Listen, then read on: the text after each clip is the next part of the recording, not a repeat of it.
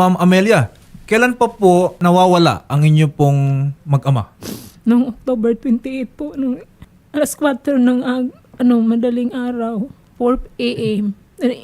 Giniba nila yung bahay ng tinirahan nila. Tapos, sinakit sila kasi narinig ng mga kapitbahay nga nanghingi ng... Nagsabi yung asawa ko nga, tama na sir kasi masakit siguro yung... gusto yung ginawa nila sa mag-ama ko. Tapos yung anak ko, nagsabi ng asawa ko nga, tama na sir kasi masakit na daw. Kasi wala ako doon sir sa bahay.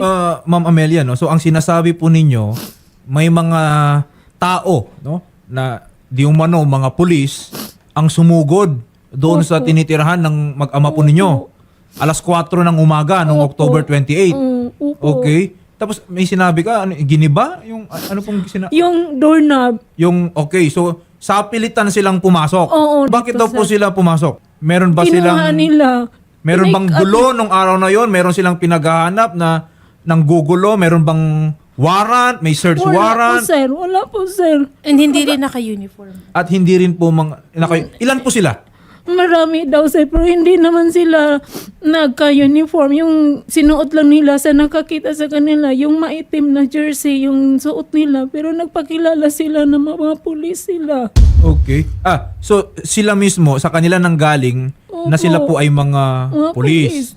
Okay. Tapos yung mga kapitbahay sir, gusto sanang lumapit kaso natatakot kasi mahaba yung mga armas nila. Tapos sinabihan sila, huwag kayong lalapit. Okay. Ma'am, sino po yung mga nandun? Okay, nakakita nitong mga pangyayari po na ito? Narinig lang nila sir kasi Mga kapitbahay? madilim pa yun sir eh. Okay. Madilim pa yun. So kinabukasan, pinuntahan nyo ba sa presinto? Kinonfirm nyo po ba kung saan dinala itong mga hinuli or kinidnap or how do we call it? Hindi po ako agad nakapunta sir kasi nagtrabaho po ako doon ako sa Karkar. Tapos naano ko lang kasi sanayan na namin ng anak ko kasi kapag may klase sir, aga-aga pa yan naggising. Tapos mag-chat-chat kami, mother, good morning. Yan, tapos sabi ko, ano ginawa mo dyan na? Sabi niya, nagluto na ako ma kasi papunta ako sa school. Kasi noon nga time sir, exam nila sir eh. Okay. So, ma'am, ang sinasabi po ninyo, mula noong October 28 hanggang sa ngayon, Hindi ko na alam. wala na tayong impormasyon. Kung pumunta po ba tayo sa mga kapulisan? Ano po sabi nila? Opo, pabalik-balik ako doon kahit Kinonfirm po ba ng mga kapulisan, Nanay Amelia, na sila nga po yung pumunta sa bahay? hindi nila inamin sir eh. Chairman, nakarating po ba sa inyo yung pangyayari na yung mag-ama po niya sinugod ng madaling araw at kinuha ng mga nagpakilalang pulis? Yun po ang sinasabi niya, no? Yun din ang sinasabi niya dito sa barangay.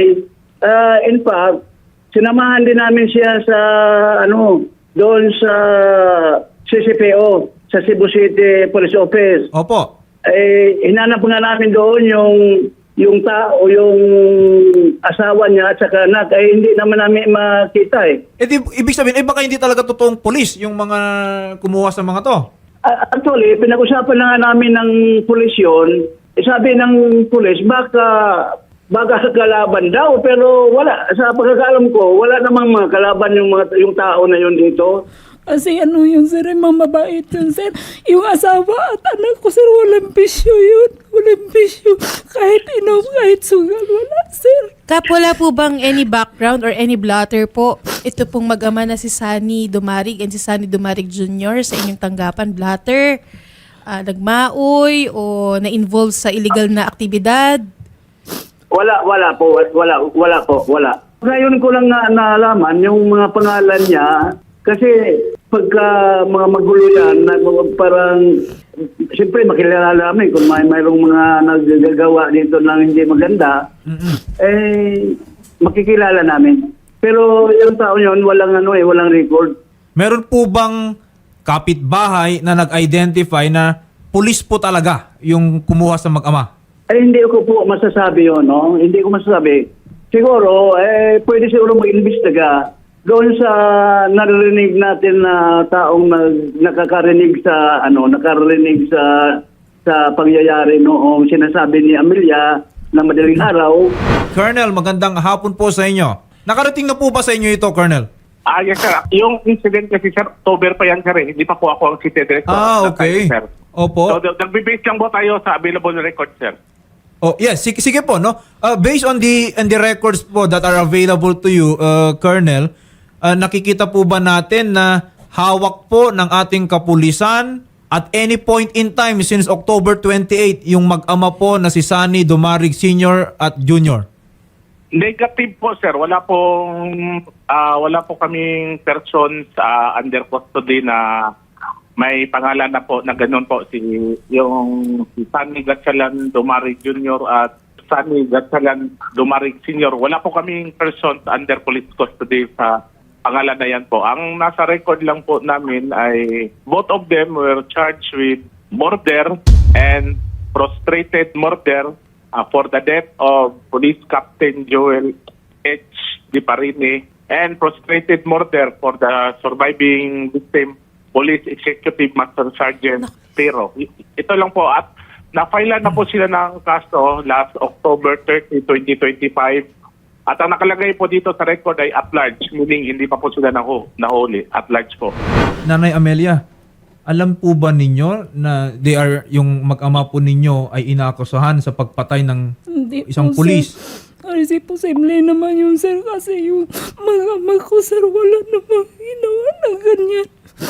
Alam mo ba, sir, nag-ano lang, sir, nagparme lang yung sa sahuran siya para lang makabayli ng bigas pangtustos sa pagkain nila. Tapos ako din nagtrabaho bilang katulong para matustusan yung pag-aaral ng anak ko kasi pangarap niya makatapos sa college.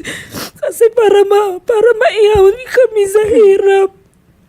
Tapos dinamay nila sa ginawa ni John Mantuk Di Parine. Okay, ma'am, pero kasama niyo po ba yung mag-ama ninyo ng October 25? Hindi po, sir, kasi nagtrabaho ako sa Karkar, sir. Okay. Sila lang ang magkasamang anak ko. Ganito, ma'am, no? Kasi base po dun sa timeline, and I think these are off records kasi isinampa naman po talaga yung mga kaso, meron pong namatay na police, merong isa na nag-survive. Okay? October 25. Okay? Lumalabas, merong naging partisipasyon po ang inyong asawa at ng inyo pong anak. Okay? Kasi kung nangyaring pagpatay ng 25, tapos 28, 3 days after, nawala po yung mag-ama po ninyo. Dalawa lang po kasi yan, ma'am, ha? Okay, I am trying to be objective dito. No? Dalawa lang po kasi yan, no? Either they hide, no? Or nawala sila on their own volition. Ibig sabihin, nagtago or hinuli. Pero kasi kung hinuli sila, yung dalawa po, yung si Sunny Dumarig Sr. at yung Dumarig Jr., okay, then dapat po yung ating kapulisan, kasi may kaso na po silang iniimbestigahan at the time eh. Okay? They could have just simply brought them to jail. Yung mga nakakita po, no, sabi po ninyo mga kapitbahay, nakita ba nila with their own eyes sa mata na talagang may mga pulis na pumasok po doon sa Opo, sir. sa bahay? Oo, sir. Kaya nga sila nagising, sir, kasi giniba nila yung sira. Sir, yung tawag ba nito sa Tagalog, yung nag-ingay yung sira. Kasi giniba, inano nila yung doorknob. Okay. Giniba nila. Tapos nagising yung mga kapitbahay dahil sa ingay na yan. Tapos nakita nilang maraming mga pulis. Tapos yung gusto sanang lumapit, hindi makalapit kasi sinabihan, huwag kayong lalapit. Tapos matataas yung mga armas nila. Yung takot sila, hindi sila nakalapit sa mag-ama ko, hindi sila nakatulong.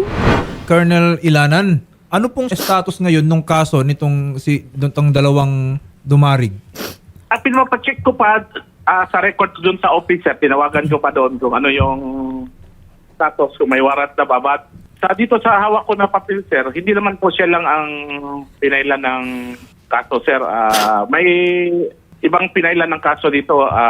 Grupo kasi to, Leonardo Manto Jr. Arrested po to, sir. May mga arrested. Ayun, parang nabanggit nyo rin po kanina yun, ma'am. Po, sir, inamin na yun ni John. Dionisio Mabaho, sir, si Johnny arrested din, and a certain John Ray Dukong Okay. Manto. May 3 arrested po dito, sir. Ma'am, yung mga inaresto patungkol sa pagpatay sa pulis, kilala po ninyo yung mga yun? Yung Opo, Manto? sir. First cousin ng asawa ko po yan, sir. Oh. Pinsan po, yung nahuli na. Opo, sir. Nahuli Hindi yun dahil si sa John. pagpatay ng pulis. Hindi yun na hinuli, sir. Nag-surrender yun, sir. Sumuko. So kung sumuko siya, ano yun? Dahil inamin niya na talagang Oo, may... inamin niya, sir. Inamin Okay. niya, tapos sinabi niya na... Pero kasi nung sumuko siya, ma'am, kasama na sa kinasuhan daw ata is yung mga mag-ama po ninyo.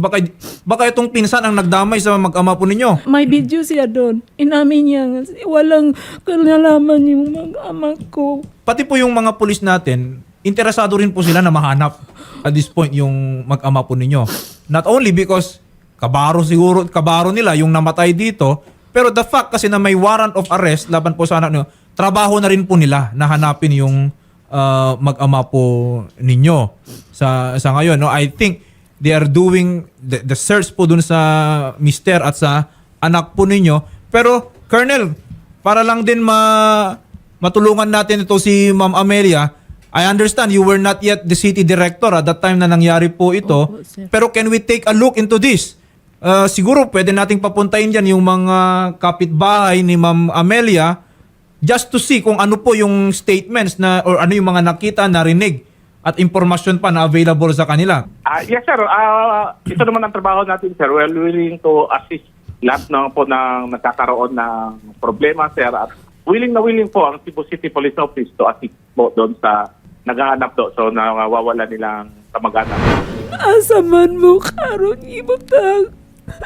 Asa mo nun napit si Papa, di mo unta makita na unta taon mo dong. Ano daw Hindi ko makatuon dong na itamon ninyo taas pa kayong pagandoy akong anak. Bisan pobre mi na ni kamot ni supporter niya. Wala pagitaon na yung bisyo. Di gani na mamarkada. Di gani na musig sa laag. Dili na wala na mo gipadako. Nga banlungon yung mga bata mo tanaw kayo na akong anak. Akong bana. Wa yun na sila yung bisyo. Akong bana nga trabaho ray tao na. Aron makakaon sila. Sige po, ma'am. Maraming salamat po, ma'am. At huwag po kayo mag-alala. Tutulong po kami sa investigasyon, ma'am. Magandang hapon po, ma'am. Magandang Salamat. hapon. Maraming salamat po.